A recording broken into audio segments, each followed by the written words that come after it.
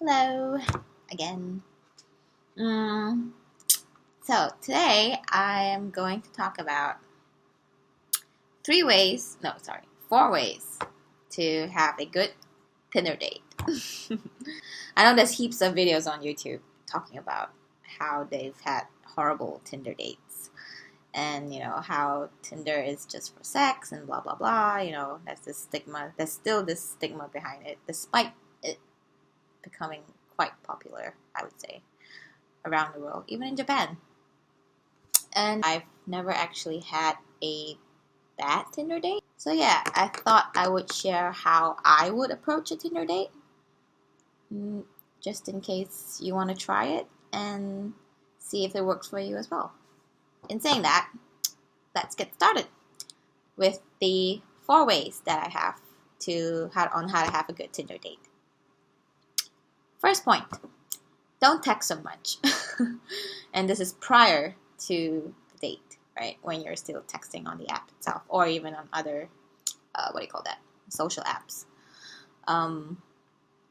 Why you shouldn't text so much? It's because we tend to form this false ideal of that person if we tend to exchange too much text, I feel. The more you text each other, the clearer of an image you will start to form of that person that you're texting. And you have to realize that that is just your assumption after all. Like, based on the text itself, there's a lot of ambiguity, right, in text. And you're actually just assuming a lot of things and trying to form this image of that person when you don't even know if it's true or not. And the other person could be doing the same thing, right? Which puts the pressure on both of you to show up at the date itself. Also, if you text too much, if you start asking them all sorts of questions about them, just to make sure that, I don't waste my time if I meet this person. I have to make sure they're compatible with me in terms of interest, in terms of family values, in terms of life goals, blah, blah, blah.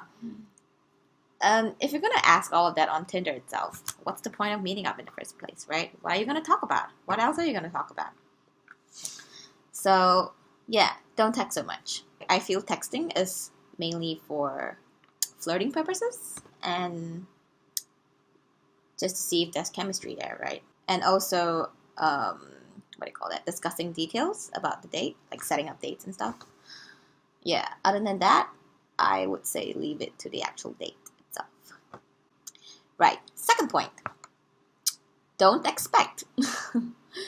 Yeah, manage your expectations or I would say not expect anything at all. With expectations, it always comes with disappointment. That's what I always say. I mean, if you want to expect, you should probably expect the worst. That way, when you actually show up to the date, you would, your expectations are so low that you can only go up from there. For me, I like to have an excuse ready for leaving early, just in case, like when I see the guy and he looks nothing like this picture, or that I realize we are totally not physically compatible whatsoever. And when I say physically compatible, I mean I'm not physically attracted to him whatsoever. Yes, I'm shallow. We all are. It's like I'm also prepping my mind for the worst case scenario. And in case that really happens, I have this excuse as ammunition to leave. Yeah. And it's also useful to prep your excuse beforehand. So when you actually see the guy, at first glance, you can just tell him straight up, right before the date starts. Like, I'm really sorry about this, but I actually have to leave right after lunch or right after dinner, because I have this big interview tomorrow that I have to prepare for.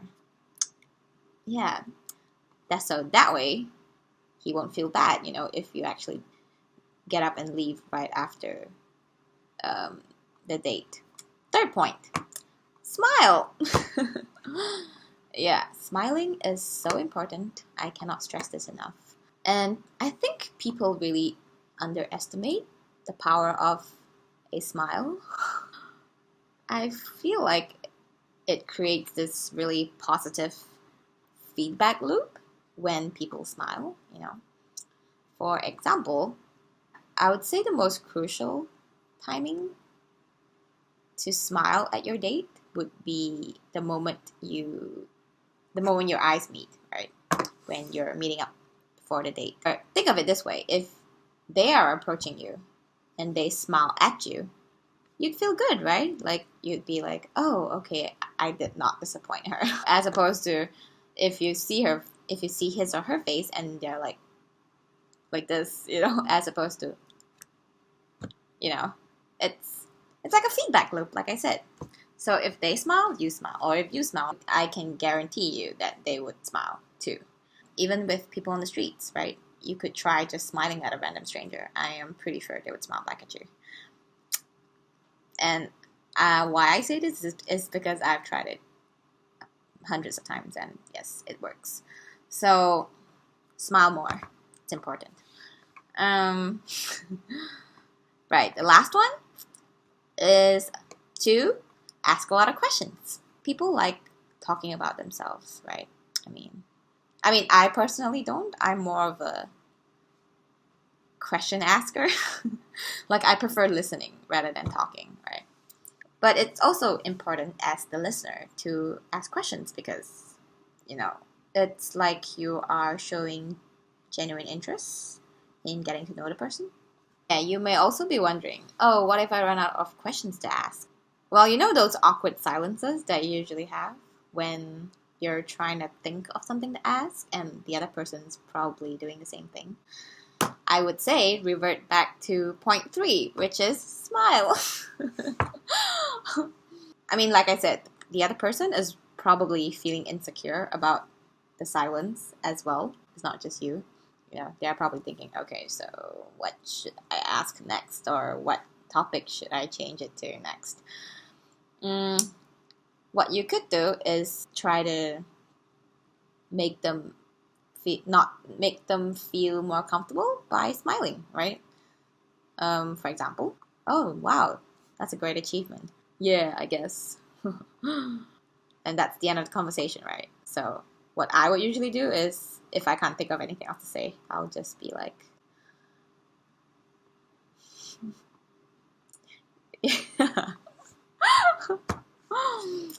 like I said, that's just revert back to point 3, right? If you can't think of anything to say, just smile and maybe look at him.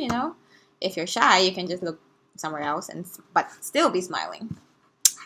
And yeah, it'll probably ease the tension up a little bit, I feel, as opposed to doing this. Like, do you see the difference?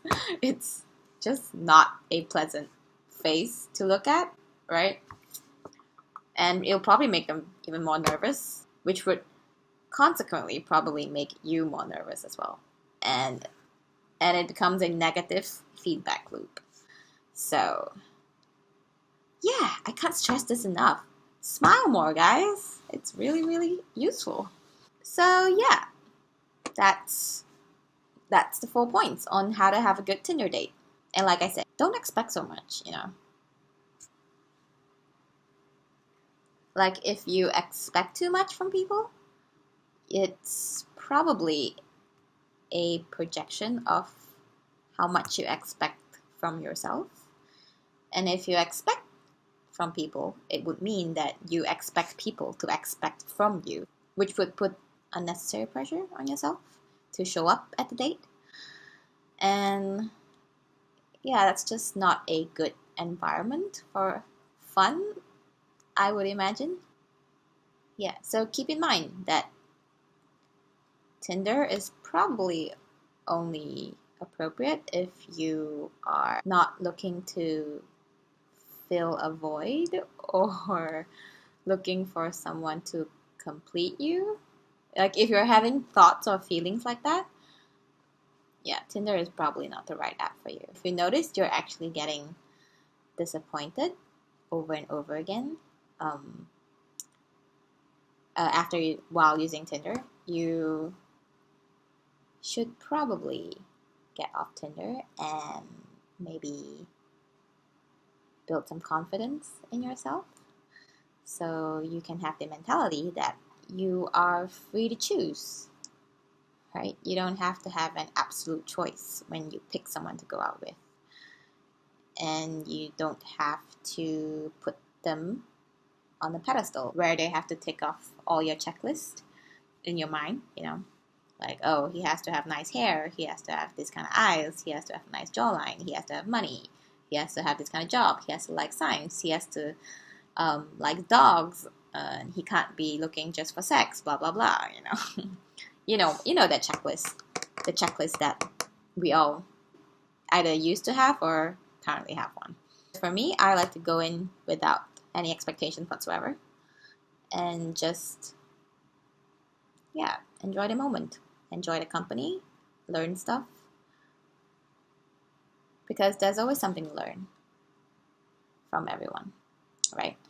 And even if I don't end up being attracted to them, I usually, it's always nice to have more friends, right? Or more people to be in good terms with. Because you never know, you might just need their help one day, or they might actually need your help one day, and you could contribute. So, yeah, keep an open mind when using Tinder. And if you follow my steps, I guarantee you'll have a good time. So that's it for today. I hope you look forward to the next video, as usual. And thanks for watching. じゃあね。